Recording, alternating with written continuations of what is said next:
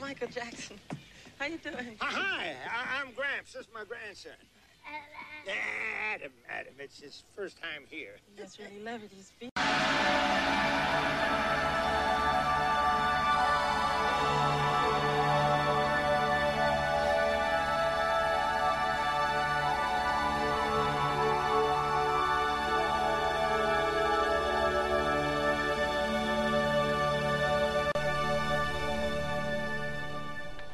Welcome back to Disney Marvels for week of August 26, 2018. This is episode 19. Disney Marvels, the podcast about Disney, Marvels, the movie, parks, and so much more. If it has to do with Disney, it's fair game. I'm your host, Matthew Graken. Now, on to the news.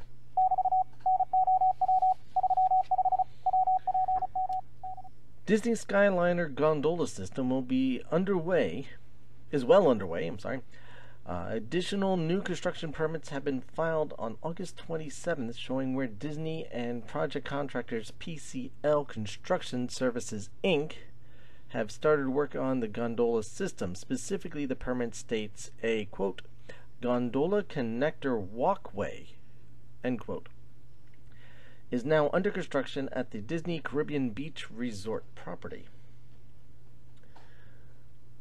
Solo, the second standalone Star Wars film, will be on digital September 14th and Blu-ray on September 15th. From my understanding, if you haven't seen this film, you will want to. If you enjoy Star Wars, you will actually probably enjoy it, despite what the naysayers say. Do not necessarily always believe what you read on the social media.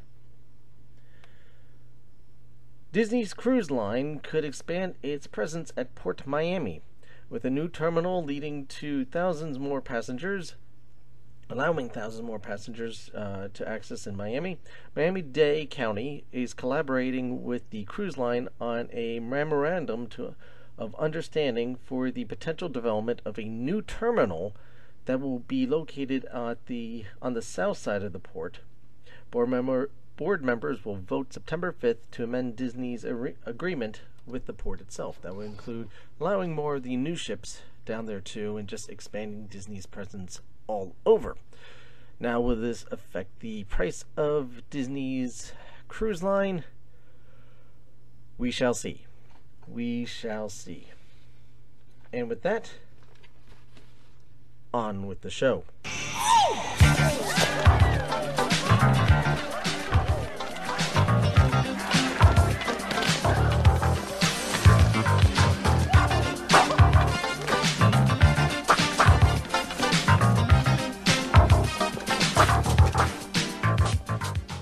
August 29th of this year, we would have been celebrating the 60th birthday of a musical legend.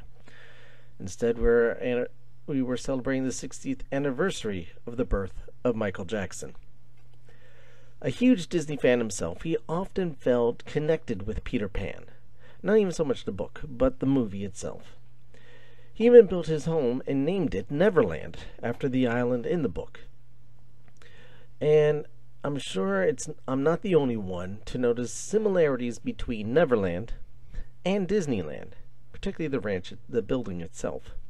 It was designed as a train station, much as the train station to the entrance of Disneyland is. But most of Disney enthusiasts know Michael Jackson for his many visits to the Disney parks, involvement in TV specials, and for, of course, his involvement in the 3D film Captain EO. The show opened in Epcot as well as other parks, but I'm going to focus mostly on the Epcot show. It opened in Epcot on September 12th, 1986, and ran through July 6th of 1994. The show was groundbreaking for Disney. It was written by Star Wars creator George Lucas and directed by the Godfather director Francis Ford Coppola. The title character of Captain EO, as most of us probably know, was played by the King of Pop himself, Michael Jackson, hence the discussion. And the lovely Angelica Houston played the Supreme Leader, his adversary, in this film. With a cast of many dancers and special effects and people in costumes, it was quite spectacular. With the all-star cast in front of in front and behind the camera, Disney even had a TV special for the grand opening that aired on September 20th, 1986. It was hosted by Patrick Duffy. You may know him as Bobby Ewing from TV's Dallas. And a special appearance by Justine Bateman, Dale Bozzio, I'm sorry if I butchered that, Belinda Carlisle, and even Charles Bronson himself. Wow, they even got Charles Bronson to dedicate the opening of Captain EO. Captain EO, the show, ran for a whopping 17 minutes. I'm not talking about its entire run. I'm just talking about the show itself was 17 minutes in 3D. Reportedly, it cost Disney $1 million, and that's 1980s $1 million, not 2018 $1 million. Now $1 million are just throwing at throwing billions of dollars to purchase up companies. But they spend $1 million to just produce a 17-minute show to make this groundbreaking attraction. If it wasn't for scheduling conflicts, Lucas wanted to direct the show himself. But, things being how it was, I think the new guy that they got to direct it worked out. In the long run, I think everything worked out okay. After all, it was Coppola also who came up with the name Io. His inspiration, he says, was Eos, the Greek goddess of the dawn. Okay. I do have to say, I feel a little bad for Anjelica Huston, though. Not only did she have to spend half an hour in the makeup chair, but when she accepted the role, she didn't exactly know that she was going to have to be suspended by cables for a majority of the filming. It's a little uncomfortable. But she hung around anyway after all, and after she became aware of the position of the film, or the position she'll be in for filming. Sorry, I stumbled on my puns. The film/attraction lasted until July 6, 1994, as I mentioned before, when it was closed to make way for the new 3D/4D film, Honey, I Shrunk the Audience. Yes, the king of pop, Michael Jackson, was replaced by Rick Moranis. Dark Helmet himself. Lone Star. Anyway, back to Michael Jackson. The film never officially was released to VHS, DVD, Blu-ray, or even digital downloads. But I'm sure if you look hard enough, you may be able to still see it somewhere on the interweb. Not that I'm, suggesting, endorsing the pirating of stuff like that, but yeah, in case if you ever want to, catch it. The attraction did get to have a second run, though. After the star Michael Jackson's untimely death on June 25th, 2009, Disney made the decision to replace Honey, I Shrunk the Audience with its predecessor. So May 9th, 2010, Rick Moranis' time in Epcot came to an end. And after a short refurb, Captain EO was rocketed back to the silver screen on July 2nd of 2010, just a little over a year after Jackson's passing.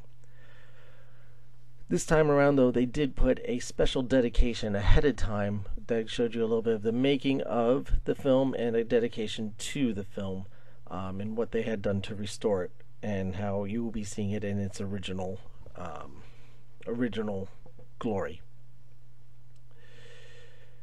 The original run was just shy of 8 years. The second run ended just over 5 years later. It lasted over 5 years since it debuted the second time. So that closed on December 6, 2015, when Disney decided to finally give the film a break and added in the Pixar short attraction in Epcot. I know in Disneyland's the Jedi experience, and something else was in Tokyo. Path of the Jedi, that's what's in Disneyland. So, my thoughts on this special, Captain EO to me, I'm a kid of the 80s, so I understand nowadays the special effects are, kind of unlacking and dated, definitely. But even the music, I mean, granted, like I said, I'm a kid of the 80s, so the music to me still resonates. The special effects, I can't admit, are not up to par with nowadays special effects, but for that day, I remember when I first saw it and just how taken in I was, sucked into this magical musical world. And I'm actually glad my daughter has gone to see it. I'm not sure she's thinking it's kind of kooky, but she does like Michael Jackson's music, so it's a piece of history that I'm glad she was exposed to. A piece of positive history. So, have you seen Captain EO? What did you think of this? What did you think of the show? Let me know. Put it on our Facebook group, facebook.com/Disney Marvels Podcast. One more time, the Facebook group is facebook.com/Disney Marvels Podcast. Or you can shout out our Twitter account that we now have. That's at Disney Marvels. One more time, our Twitter account is at Disney Marvels. Make sure to follow us on there. I'm constantly putting up news and different events and different things regarding Disney. It's a lot of fun, so make sure you join in, besides listening to this podcast.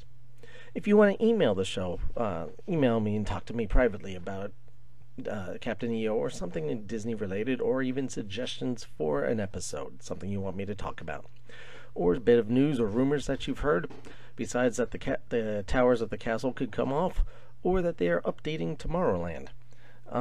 Those, real rumors. Email the show. That's DisneyMarvels@gmail.com. One more time, the email address for the show is DisneyMarvels@gmail.com.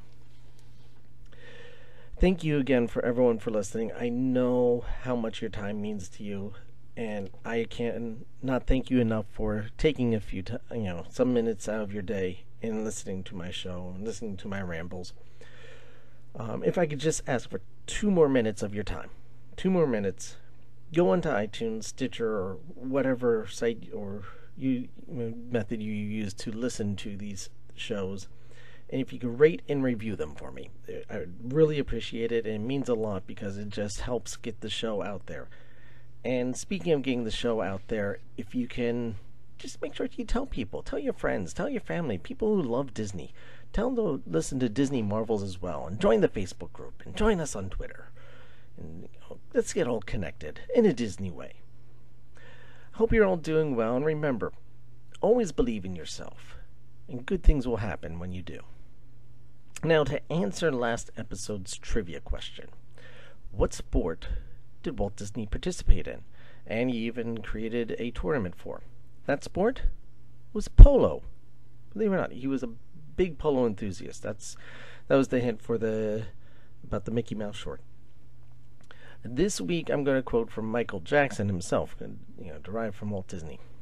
And just going to be a short clip from a quote from one of his songs. Heal the world. Make it a better place. Well, have a great week, everybody, and I'll see you next time. You wish upon a star. Makes no difference who you are. Anything your heart desires can come to you.